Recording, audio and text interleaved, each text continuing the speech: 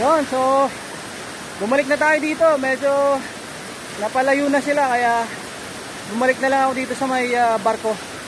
Ano kaya nakakapagtaka, no? Ano kaya purpose nitong barko na to, no? Ba't kaya to ginawa dito sa ibabaw ng bundok, no? Galing din, no? Sa mga nakakaalam kung anong dahilan ng paggawa nila dito, shoutout nyo naman, oh.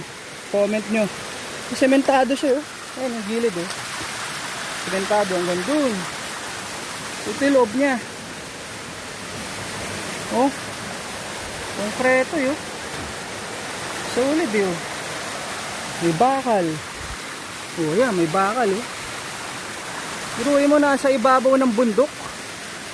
Wala namang nakatira dito. Ay, may mga puting